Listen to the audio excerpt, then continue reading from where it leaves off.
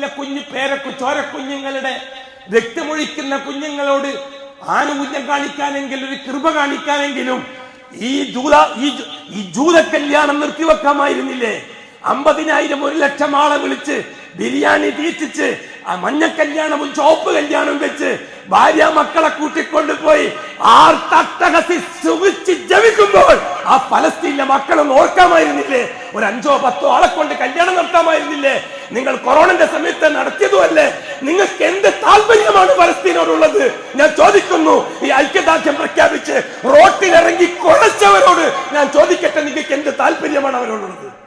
നിങ്ങൾക്ക് എന്ത് താല്പര്യമാണ് ഫലസ്തീനികളോടുള്ളത്? അതേപോലെ കല്യാണത്തിന് ക്ഷണിക്കുമ്പോൾ ഇല്ല, ഞാൻ ആ കല്യാണത്തിനില്ല, നിങ്ങളെ ചോപ്പ് കല്യാണത്തിനും മഞ്ഞ കല്യാണത്തിനും ഇല്ല.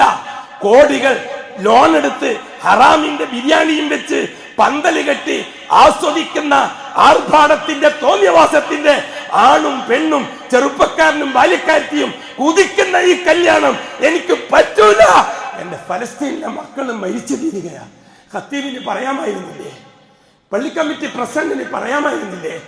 സംയുക്ത ജമാഅത്തിന്റെ പ്രസിഡന്റിന് പറയാമായിരുന്നില്ലേ? സംഘടനാ നേതാക്കന്മാർക്ക് പറയാമായിരുന്നില്ലേ?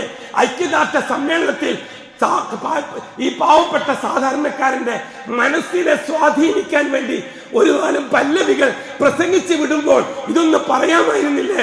ഒന്നാമതായിട്ട് ശിർക്ക് നിർത്തൂ വീട്, രണ്ടാമതായിട്ട് കല്യാണത്തിന് പോക്ക് അവസാനിപ്പിക്കൂ. ജമാഅത്ത് കമ്മിറ്റി തൽക്കാലം യുദ്ധം തീരുന്നത് വരെ കല്യാണവും ആർഭാടവും വേണ്ട. മൂന്നാമത് രാത്രി 2 മണി സമയത്ത്, രാത്രി 3 മണി സമയത്ത് മുസൽമാന്റെ വീട്ടിൽ തിരിതെളിയണം, വെളിച്ചം കത്തണം, എല്ലാ വീടുകളും 2 മണി സമയത്ത് ഉണരണം.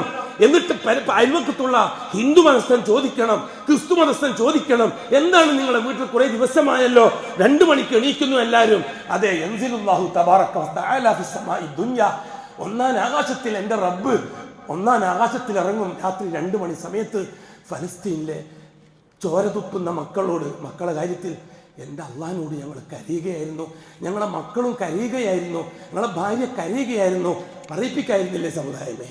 അതല്ലേ പ്രവാചകന്മാർ പഠിപ്പിച്ച ഏറ്റവും വലിയ ബോംബ്? അതല്ലേ പ്രവാചകന്മാർ പഠിപ്പിച്ച ഏറ്റവും വലിയ മിസൈൽ?